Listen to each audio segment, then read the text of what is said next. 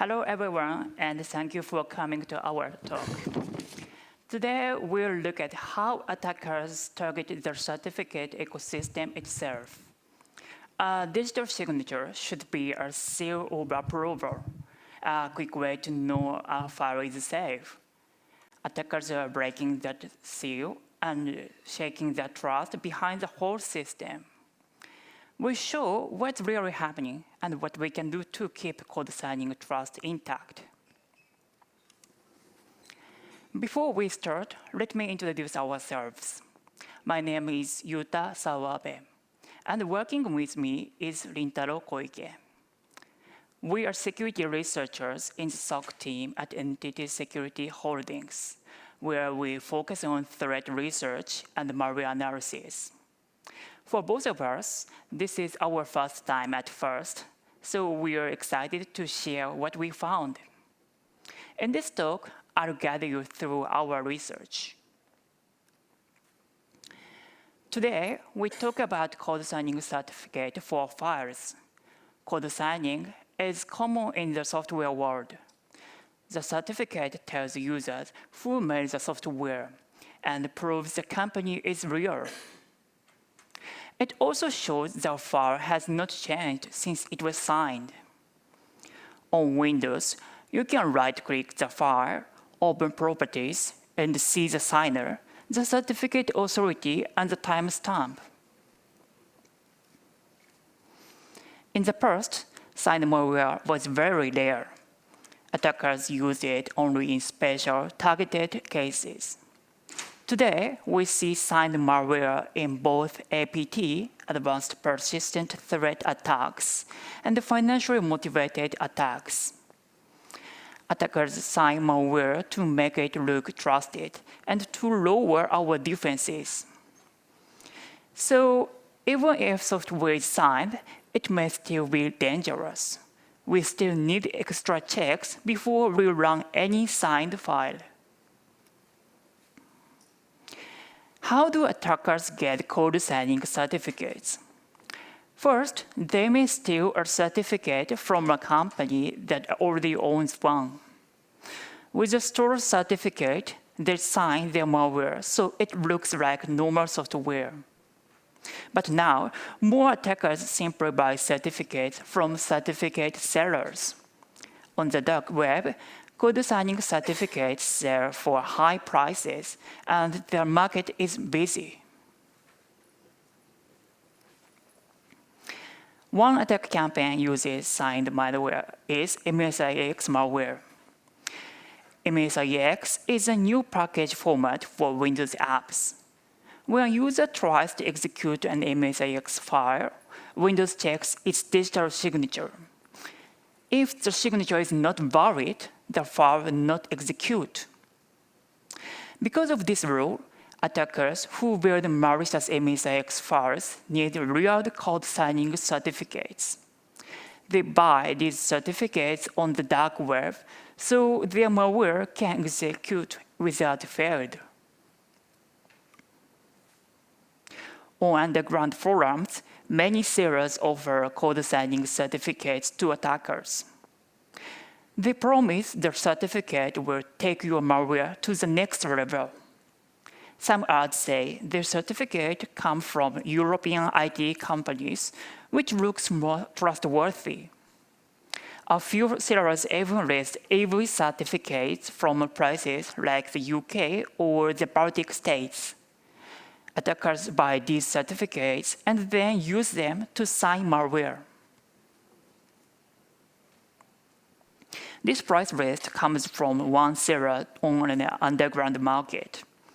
The seller asks $2,000 to $5,000 for an AVAR certificate. The exact price depends on the certificate authority, CA, that issued it. A higher price often means the CA is harder to trick. If a CA is easy to fool, attackers can buy fake certificates more cheaply. Now, let's kick off our research.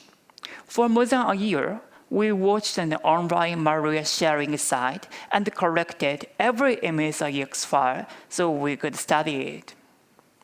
Today, we will show what we learned about how each code signing certificate links to its MSIX files.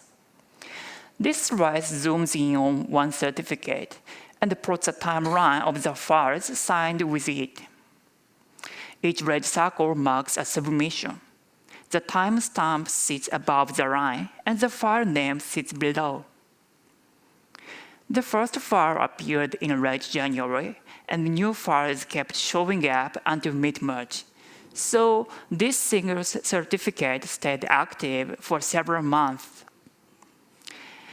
This means the names Rabbit AI, Chrome Setup, WinLayer, and others copy real software brands showing how attackers hide malware behind trusted-looking names. While checking our data, we found one certificate with a strange history.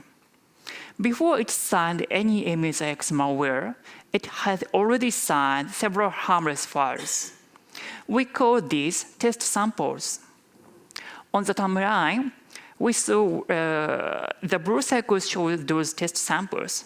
The red circle shows the later MSIX files. Most certificates we saw were created just for this campaign and signed only MSIX malware. But this certificate signed others files first. These test samples are not part of the attack itself. They were likely used only to test the certificate. We found the same pattern with several certificates and noticed common traits in their test samples. First, the test samples we found are legitimate files, not malware. They are genuine software or installers, such as PuTTY and 7-zip. Each file is signed with a code signing certificate that does not belong to the real software vendor. Because the content is green, the online sample sharing site does not mark this file as malicious. The second characteristic is that the test samples always arrive before any MSIX malware. Sometimes we see only one file, other times several, but they appear together within a short time window. In some cases, the test samples hit the site months before the first MSIX file shows up. This gap tells us the certificate was created and used for testing well before it signed MSIX files. So their certificate is already active long before attackers begin the MSIX campaign. The third and final characteristic is that some test samples come from the same uploader.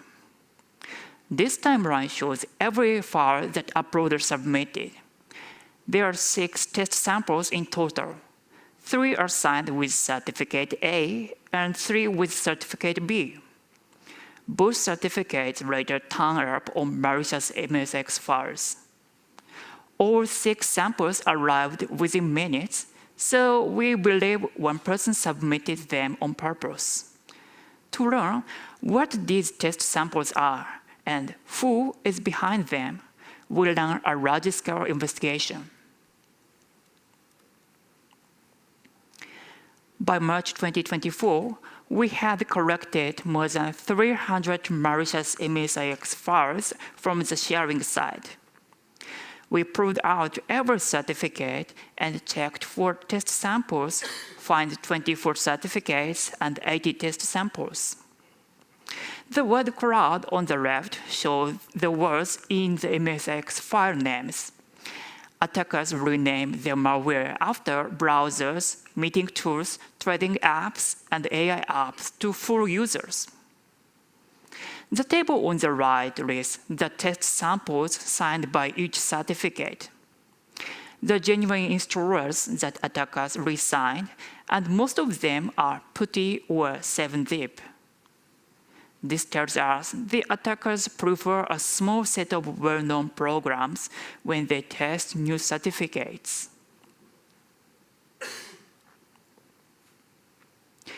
We collected 24 certificates in total, but only 7 of them came with test samples. The table on the slide lists those 7 certificates. Details for the other 17 are in our white paper. In the figure, each blue bar shows time.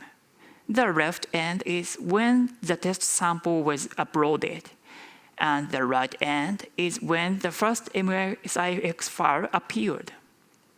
The length of the bar is the gap between these 2 events, so a long bar means the attackers waited weeks or even months before releasing their MSIX malware.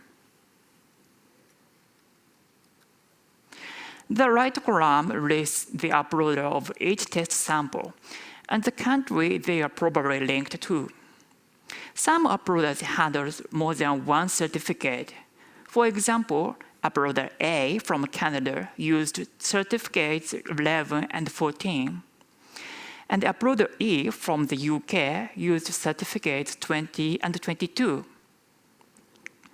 We also see different certificates tested at the very same moment, yet their MSIX malware shows up at different times later. For every certificate, there is only 1 test sample uploader, and none of these uploaders ever submit MSIX files. So this is the highlight of our research. We zoomed in on uploader E, who sent 5 PuTTY installers, each signed with a different certificate. 2 of those certificates already showed up on MSIX malware you saw earlier. The other 3 have not been used in attacks yet. That raises the question, will the spare certificates stay harmless, or will they appear in future malware? We guessed that by tracking every new test sample from known uploaders, we could spot certificates that are likely to be abused next. So we continued the investigation to test this hypothesis, and in the very next section, I'll show what we discovered. Some of you may be thinking, finding a new test sample sounds tough. There's no way to search by uploader, right? You're correct. The sharing side gives us no uploader-based search. So we look for other clues. Attackers usually upload their test files in a short burst. So we scan the files that appear just before or after the ones we already know. We also watch for the same well-known software names like PuTTY or 7-zip, but signed with a different certificate. Hash similarity tools such as SSDeep or TLSH also helps us catch files that look almost the same. By mixing timing, file names, and similarity checks, we can surface test samples that no one has tagged yet. We extended our crawl by 1 month and captured every new MSIX file uploaded in April 2024. That gave us 10 fresh certificates, 6 of which already had matching test samples. The gap between certificates signed and MSIX abused is getting longer. Certificate 29 waited more than 6 months before its malware showed up. 4 of those 6 certificates were tied to uploaders D and E, names we had already flagged as test sample submitters. So by tracking D and E, we could have predicted 4 of the new abuses before they happened. Remember the 5 certificates linked to uploaders A's PuTTY installers. At first, only 2 of them showed up on MSIX malware. Our AVAR sweep now shows the other 3 certificates in the same attack, so all 5 were abused in the end. That means every certificate we flagged ahead of time turned into real malware. Tracking a known uploader and catching new test samples really can predict future abuse. Let's pause and sum up what our test sample study has taught us so far. First, who uploads these test samples? The certificate sellers do. No one else can post many files, each signed with a different certificate, in such a short burst. They do this to show buyers 2 things. The files strip past antivirus scans, and the signatures are brand new, not recycled from other attackers. Next, the average gap between a test sample and its first MSIX malware is about 75 days. The blue bar in the area chart shows that gap for every certificate. Some bars are short, others are long. The delay changes from one certificate to another. This tells us sellers do not mint a certificate only when an attacker asks. Instead, they create many certificates in advance and keep them in a private pool. When a customer appears, the seller picks up that fits the buyer's needs. Because of that, several certificates are tested on the same day, but the moment each one is sold and later abused can be weeks or even months apart. So what can we do with that 75 days gap? It gives defenders a clear chance. If we spot a test sample, we learn which certificate it uses. Revoke that certificate inside the window, and the attacker loses it before they can sign any malware. Cut enough certificates this way, and the whole campaign starts. Here's what happens after we revoke a certificate. The CA adds it to the public certificate revocation list, CRL, and pushes that list everywhere. Any MSX file signed with the revoked cert now fails its runtime signature check, and Windows shows an error message instead of installing. The malware can't be executed. So if we predict abuse early and prove a suspicious cert during the 75-day, we can block the whole campaign before it starts. In our study, we observed an interesting case. Attackers successfully impersonated the same company to obtain certificates from 2 different CAs. This timeline shows one company being used to get certificates from 2 different CAs. The green dots are the abused certificates. The red dots are the signed malware. The first certificate was abused, spotted, and revoked. Soon after, the attacker reused the same company details at the second CA and got a fresh certificate which later signed malware. We call this recycle identity trick a zombie certificate. If CAs share the revocation and abuse data with each other, the second CA could block the request and keep the zombie from coming back to life. Stronger, real-time coordination among CAs is critical to close this gap and stop future zombie certificates. We now have 34 abused certificates in total. This includes the extra months of data. Most were issued by well-known CAs. Every certificate has a different signer, so the attackers spoofed a new company each time. Even so, 3 trades repeat across the whole set. All of them are valid for just 1 year. every signer is a real company recorded by a public authority.